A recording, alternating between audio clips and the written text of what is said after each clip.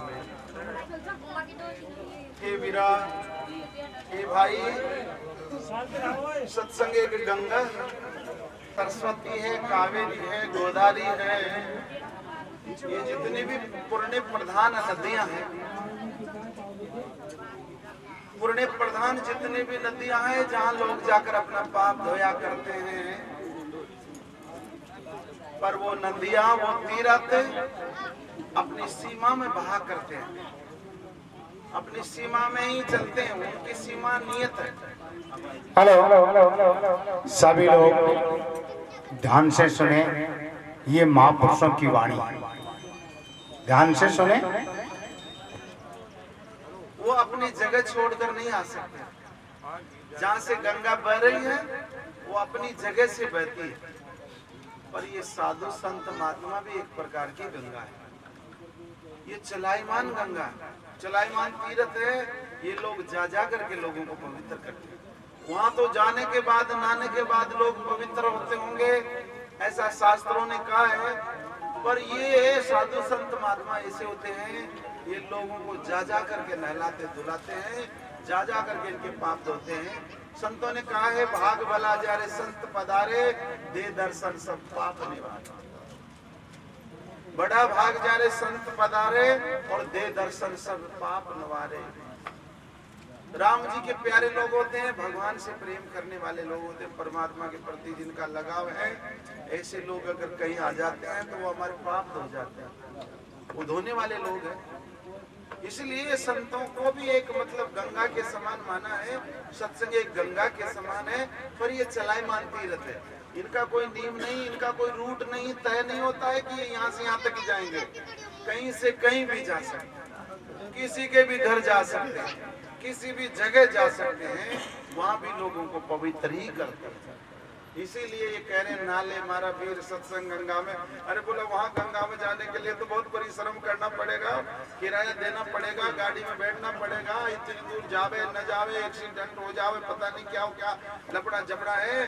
अरे पर ये गंगा ही यहाँ आई हुई है ना, इसी में ना, ये सबसे बढ़िया है, खर्चा भी ना लगे और सबसे बढ़िया सही काम हो।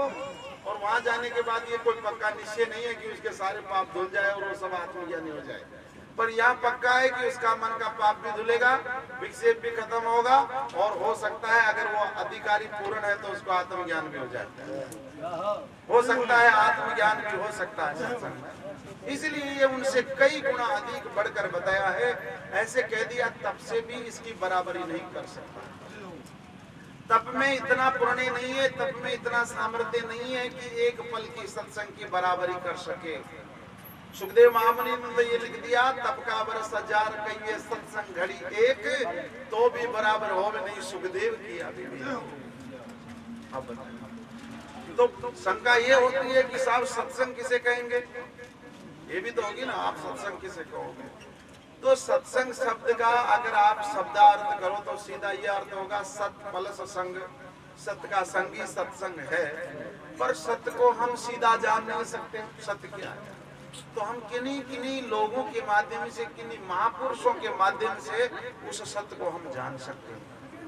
तो सीधा यूं कहो कि वो जो सत्य के ऊपर बिंदी लगी हुई है, जहाँ संत और संग, वो महापुरुष सत्संग करने वाले जो महापुरुष हैं, परमात्मा को जानने वाले जो लोग हैं, उनके संग को यहाँ सत्संग करना चाहिए।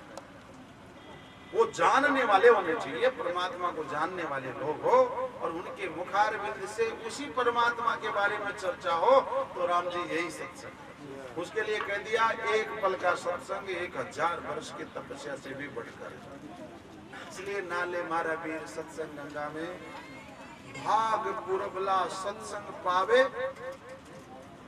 ये बड़ी दुर्लभता बताई सत्संग की।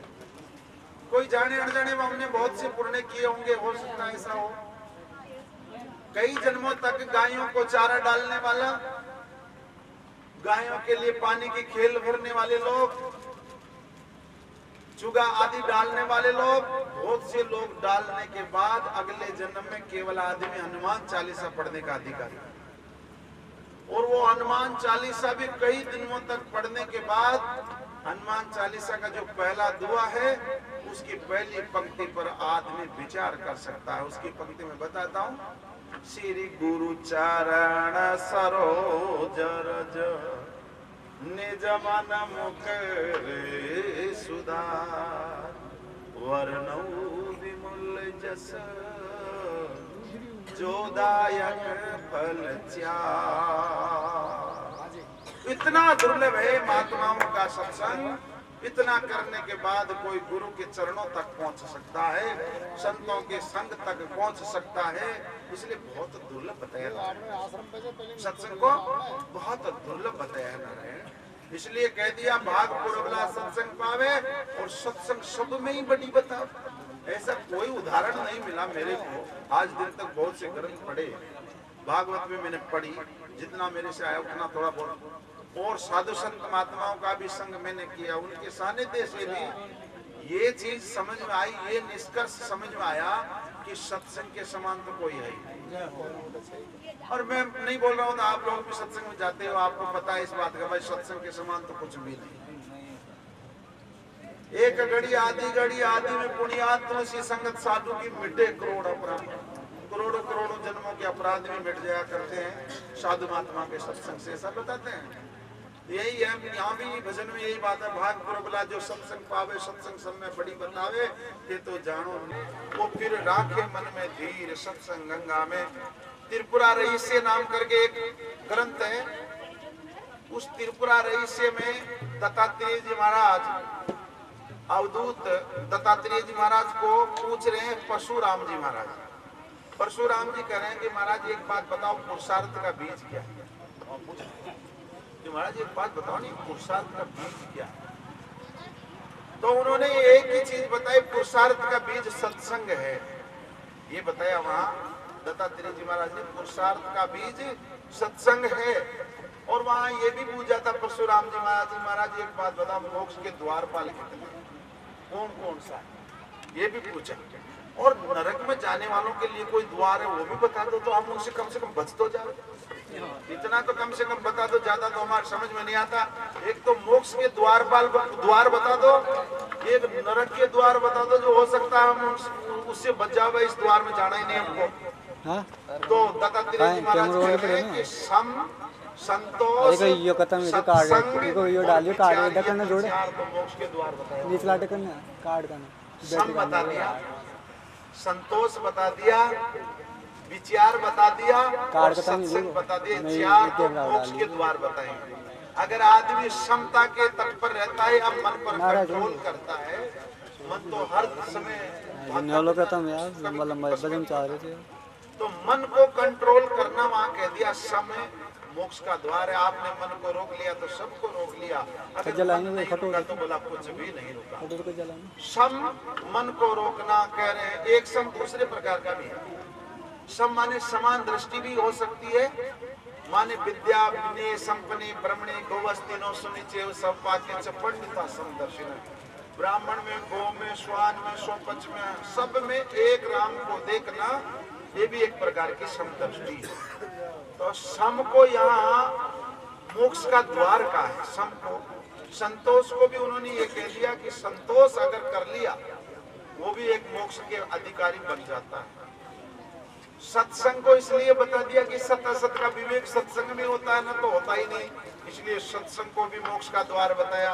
और विचार को भी, मैं कौन हूँ, लोभ को भी बताया। वो कह रहे थे कि काम ही नरक का द्वार है, क्रोध ही नरक का द्वार है, लोभ ही नरक का द्वार है। अब आपकी मर्जी है, कोई भी द्वार में प्रवेश कर जाओ, जिसके मन में आओगे इस द्वार में चलना है, बट को उसी में प्रवेश कर जाओ तो वो वहीं पहुंच जाएगा। ऐसा वहां दत्तात्रेय जी महाराज ने परशुराम जी को कहा था त्रिपुरा रहस्य। इसलिए ये कह रहे हैं भाग भरा जा रहे, भाग प्रबला सत्संग पावे सत्संग सब में बड़ी बतावे, फिर राखो मन में धीर सत्संग गंगा में, नाले मारे वीर सत्संग गंगा में। फिर कह रहे हैं कि काग पलट कर हंस बन जाओ। अब काग तो ऐसे, अगर भौतिक में काग की एक प्रजाति अलग है, हंस की एक अलग है, वो हंस काग नहीं हो सकता। पर यहाँ अलंकारी भाषा है महापुरुषों की। काग से तात्पर्य कह दिया कुकर्म करने वाले लोग।